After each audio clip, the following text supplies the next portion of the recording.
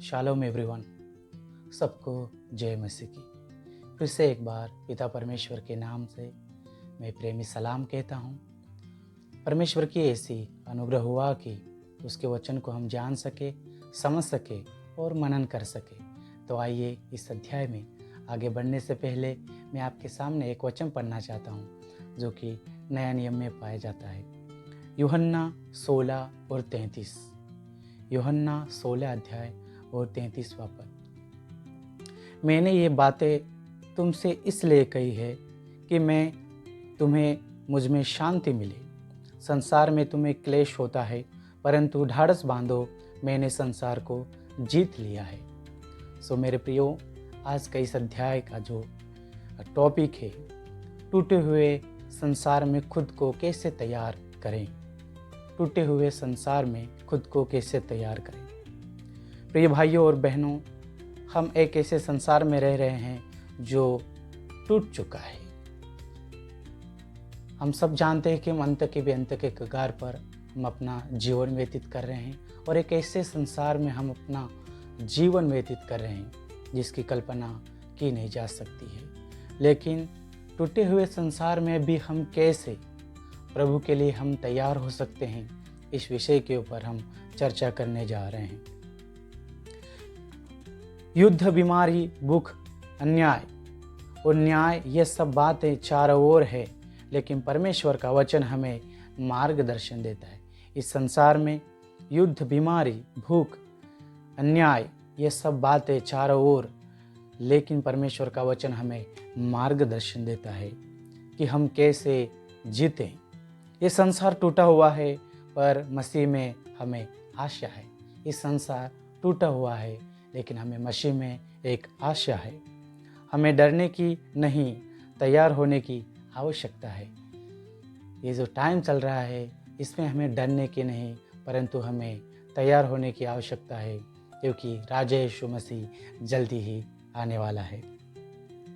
पहला कदम है प्रार्थना में हमें स्थिर रहना है। पहला जो कदम अपना है, इसमें हमें प्रार्थना में स्थिर रहना है। प्रार्थना हमें शक्ति देती है। प्रार्थना हमें इसलिए जरूरी है कि प्रार्थना हमें शक्ति देती है और परमेश्वर के साथ संबंध बनाए रहती है। प्रार्थना ज़्यादा से ज़्यादा इन दिनों में हमें करनी है, ताकि टूटे हुए संसार में हम कैसे अपने आप को तैयार कर सकें। दूसरा कदम बाइबल का अध्ययन करें। हमें ज़्यादा से ज़्यादा बाइबल का अध्ययन करना है। यहोशू उसका 1 और 8 में लिखा हुआ है, परमेश्वर यहोशू से आज्ञा देता है कि व्यवस्था की यह पुस्तक तेरे चित्त से कभी ना उतरने पाए। तो हमें हमेशा, हर दिन, हर समय परमेश्वर का वचन हमारे चित्त में होना चाहिए। जैसे परमेश्वर ने यहोशू को बोला, मेरी व्यवस्था तेरे चित्त से कभी ना उतरने पाए। परमेश्वर का वचन हमें सत्य, दिशा और शांति देता है। जितना हम ज़्यादा परमेश्वर के वचन पढ़ते हैं, उतना परमेश्वर से हमें दिशा और शांति और सत्य हमें मालूम पड़ता है। तीसरा कदम, विश्वास में रूढ़ बनो। इब्रानियों 11 और 1। अब विश्वास आशा की हुई वस्तुओं का निश्चय और अनदेखी वस्तुओं का प्रमाण है। जब संसार डगमगा रहा हो, हमारा विश्वास हमें स्थिर बनाता है। इस संसार में जब संसार डगमगा रहा हो, तब हमारा विश्वास हमें काम में लाना है। और विश्वास कहाँ आता है? विश्वास सुनने से और सुनना मसीह के वचन से। हम जितना बाइबल पढ़ेंगे, उतना हमें टूटे हुए संसार में, अंत के दिनों में हम अपना जीवन को तैयारी में लगने का एक साहस है, वो केवल बाइबल है, परमेश्वर का वचन है। सो मेरे प्रियो, हमें कैसे अपने आप को बचाए रखना है?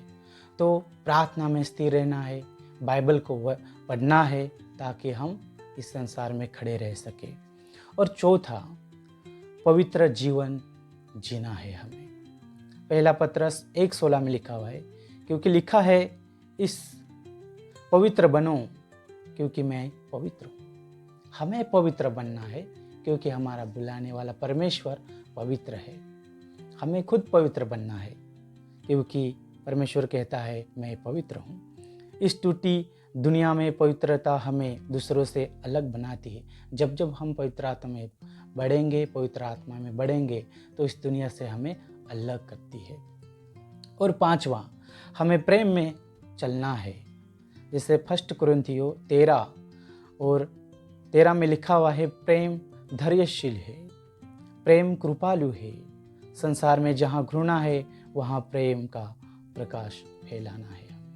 जहाँ दुख है, जहाँ घृणा होता है, वहाँ हमें प्रेम का संदेश लोगों को सुनाना है, लोगों को बताना है, सुसमाचार सुनाना है। और हम सब जानते हैं कि यह संसार एक दिन नया बना दिया जाएगा। जिससे प्रकाशित वाक्य 21 और 5 में लिखा है, देख मैं सब कुछ नया कर देता हूँ। इसलिए हमें डरना नहीं है, तैयारी करनी है। टूटे हुए संसार में जीते हुए भी हम स्वर्ग की तैयारी कर सकते हैं। इस संसार में रहकर भी हम परमेश्वर के राज्य के लिए हम अपने खुद की तैयारी कर सकते हैं। और एक दिन हम मसीह के सामने खड़े होंगे, ये आशा हमारी है। वह पूछेगा, क्या तुम तैयार हो? जब आएगा यीशु मसीह, हम अपने जीवनों को जांचें। हम अपने जीवन को जांचना है, दूसरों को जज नहीं करना है, हमें खुद को जांचना है, अपने जीवन को जांचना है। हम किस में समय व्यतीत कर रहे हैं? क्या हम परमेश्वर की महिमा के लिए जी रहे हैं? क्या हम परमेश्वर की महिमा के लिए जी रहे हैं? यह समय है उठने का, जागृत होने का। यह समय जो है हमें उठने का समय है, जागृत होने का समय है, प्रभु के लिए खड़े रहने का समय है। क्योंकि हम सब जानते हैं कि ये पृथ्वी का अंत कैसे होने वाला है। उससे पहले हमारे जीवन को तैयार करना है। टूटे हुए संसार में हम अपने आप को, अपने खुद को कैसे बचाए, वो केवल एक ही रास्ता है, प्रार्थना, परमेश्वर का वचन पढ़ना है और अपने आप को, जीवन को पवित्रता की ओर हमें लेके जाना है। टूटे हुए संसार को बदला जा सकता है, एक जीवन से शुरू करके बदल सकते हैं, एक जीवन की नई शुरुआत से। क्या तुम तैयार हो? क्या तुम यीशु के साथ चल रहे हो? आज ही निर्णय ले और परमेश्वर के साथ चलने के लिए खुद को समर्पित करें। मेरे प्रियो, मैं एक ही कहना चाहता हूँ, ये संसार दुख भरी, महामारी, अन्याय से भरा हुआ है। जहाँ नज़र डाले वहाँ तकलीफ ही तकलीफ है, कहीं शांति नहीं है। लोग शांति की बात करते हैं लेकिन शांति नहीं। लेकिन मेरे प्रिय, मैं आपको कहना चाहता हूँ, शांति केवल परमेश्वर के वचन में है। परमेश्वर के पास आने से शांति मिलती है, उसके प्रार्थना में शांति है, उसके साथ चलने में शांति है, वचन पढ़ने में शांति है। लोग संसार में शांति ढूंढती है लेकिन शांति परमेश्वर के वचन में है। मैं आशा करता हूँ इस छोटे से अध्याय के द्वारा, छोटे से वचन के द्वारा प्रभु ने आपसे बात किया है, कैसे हम अपने आप को टूटे हुए संसार में हम खुद को तैयारी कर सकें, पवित्रता की ओर लेके जा सकते हैं। प्रार्थना में प्रभु का वचन पढ़ें, बाइबल पढ़ें, प्रार्थना करें, पवित्रता की ओर हमें लेके चलें, ताकि हम इस संसार में खुद को प्रभु यीशु मसीह आने तक हम अपने आप को बचाए रख सकें। तो मैं आशा करता हूँ इस छोटे अध्ययन के द्वारा आप सबको सीख मिली होगी। आप सबको जय मसीह की।